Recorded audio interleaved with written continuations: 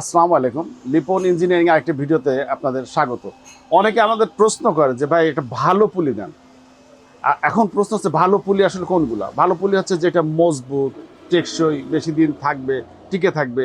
আর হচ্ছে বেল্টের গ্রুপগুলো যার সুন্দরভাবে কাটা, মানে যাতে আপনার বেল্ট নষ্ট না হয়। তা আমি ভালো পুলি আসলে ওইভাবে বলা যায় না, তারপর আমি বলছি যে ভালো পুলি চেনার উপায় কি। যেমন যেটার যে পুলির ডাল একটু থিকনেসে বেশি থাকবে, মোটা থাকবে, সেই পুলিটা সাধারণত টেকসই হবে। এইখানে যে দল আছে এইটারও যদি একটু বেশি থাকে, যদি কখনো মনে হয় যে আমরা বেল্টের গ্রুপটা একটু ডিপ করব, ডিপ করা যাবে, তো এই পুলিটা একটু দীর্ঘস্থায়ী হবে। তারপরে অনেক সময় বস বা কোমা যেটাকে বলি আমরা, কোমায় যদি একটু মাল বেশি থাকে, এই পুলিটাও টেকসই হয়। এই জন্য এই কয়েকটা দিক খেয়াল করলে পুলি কিনলে সেই পুলিটা অবশ্যই মজবুত হবে। আর অনেক সময় ঢালাইয়ের ক্ষেত্রেও হয়, ঢালাই যদি ভালো না থাকে বা ঢালাই যদি ফোকরা থাকে, জালি থাকে, সেই পুলিটাও ফেটে যাওয়া বা ভেঙে যাওয়ার সম্ভাবনা থাকে।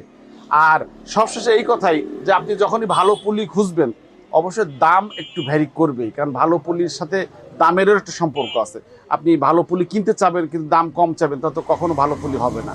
তাই যারা আসলে একটু ডিউরেবল, একটু মজবুত পুলি চান, তারা আমাদের নক করতে পারেন। লিপন ইঞ্জিনিয়ারিং ওয়ার্কশপ, লিপন স্ক্রিনে দেওয়ার নাম্বার আছে।